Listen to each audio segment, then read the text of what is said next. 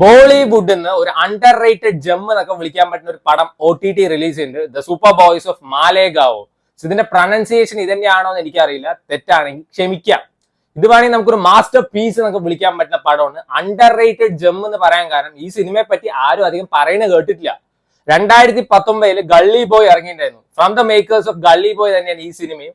അന്ന് ഗള്ളി ബോയ് കണ്ടപ്പോ they made us fall in love with rap songs. So ഈ സിനിമ കണ്ടു കഴിഞ്ഞു വെച്ചാൽ you will definitely fall in love with സിനിമ എന്ന് ഞാൻ പറയുള്ളൂ. അത്രയും കിടിലം പടമാണ്.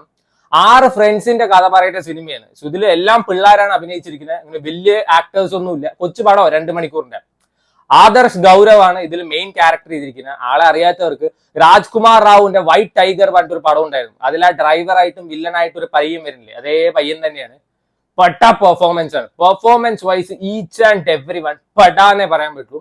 ഭയങ്കര ഫീൽ ഗുഡ് വൈബിൽ പോകുന്ന ഒരു പടമാണ്. അതേപോലെ തന്നെ ഈ സിനിമ നിങ്ങൾ കാണേണ്ടത് വെച്ചാൽ ബി റെഡി ടു ക്രൈ എന്ന് ഞാൻ പറഞ്ഞു. കാരണം ഇമോഷണൽ സീൻസ് എന്തായാലും കരയിപ്പിക്കും. സോ ഈ 6 ഫ്രണ്ട്സ് അവരെല്ലാവരും ഓരോരോ ജോലിയിൽ ചെയ്തുകൊണ്ടിരിക്കുന്നവരാണ്. അതിൽ നമ്മുടെ ആദർശ് ഗൗരവിന് ഒരു വീഡിയോ പാർലർ ഉണ്ട്, അതായത് തിയേറ്റർ. 1997 കാലഘട്ടമൊക്കെയാണ് കാണിക്കുന്നത്. അപ്പൊ അവര് ഈ ചാർലി ചാപ്ലിന്റെ പടങ്ങളും ബ്രൂസ് ലീയുടെ പടങ്ങളൊക്കെ കാണിച്ചു കൊടുക്കുമ്പോൾ അവിടുത്തെ ആൾക്കാർക്കൊന്നും അത് വലിയ ഇഷ്ടാവുന്നില്ല. വേറെ തിയേറ്ററിൽ ഹിന്ദി പടത്തിന് ആള് കയറുന്നുണ്ട്. അപ്പൊ ഇവരെന്ത് ചെയ്യും വെച്ചാൽ ഒരു 4-5 പടത്തിലെ ഓരോ പോർഷൻസ് കട്ട് ചെയ്ത് ഒരു ടിക്കറ്റ് എടുത്താൽ 4 പടങ്ങൾ കാണാന്നുള്ള രീതിയിൽ ഇറക്കും. അതെന്ത് ചെയ്യും വെച്ചാൽ ഒരു പാരഡി പടം പോലെ ഇറക്കണോ എല്ലാവർക്കും ഭയങ്കര ഇഷ്ടമാവും, നല്ല കളക്ഷനും കിട്ടും. പക്ഷെ ആ സമയത്താണ് പോലീസുകാർ പൈറസി ഇഷ്യൂസ് വന്നിട്ട് തിയേറ്ററൊക്കെ തല്ലിപ്പൊളിക്കും. അപ്പോഴാണ് ഈ പയ്യന്റെ ഒരു ഐഡിയ വന്നത്, എന്തിന് വല്ലവന്റെ പടം നമ്മൾ ഇറക്കണം, നമുക്ക് വന്നിട്ട് ഈ മാലേഗാവത്തെ ആൾക്കാരുടെ കഥ പറയാൻ വേണ്ടിട്ട് ഷോലെ സിനിമയുടെ പാരഡി ഇറക്കി വിടും. പിന്നെ അത് സക്സസ് ആവോ ഫെയിലിയർ ആവോ കളക്ഷൻ കിട്ടുമോ എന്നൊക്കെയാണ് ഈ സിനിമയിൽ പറയുന്നത്.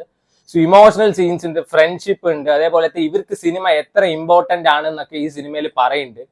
ഭയങ്കര ഒരു ഫീല് തരുന്ന പടം. വേണമെങ്കിൽ നമുക്കൊരു 5-6 വട്ടം ഇരുന്ന് കാണാം. അത്ര കിടിലം പടമായിട്ടാണ് ബേസിക്കലി എനിക്ക് തോന്നിയത്.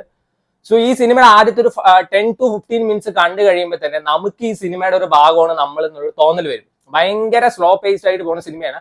ആ ഒരു തോന്നൽ കിട്ടിക്കഴിഞ്ഞാൽ പിന്നെ നല്ല രസത്തിൽ കണ്ടിരിക്കുക.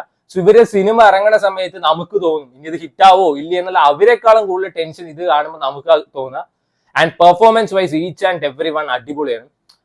ചില ബ്രേക്കപ്പ് സീൻസും അതിനൊത്ത, അതായത് സിറ്റുവേഷൻ ബേസ്ഡ് ആയിട്ടുള്ള ബാക്ക്ഗ്രൗണ്ട് മ്യൂസിക് ഒക്കെയാണ്. അതൊക്കെ നല്ല രസമുണ്ടായിരുന്നു.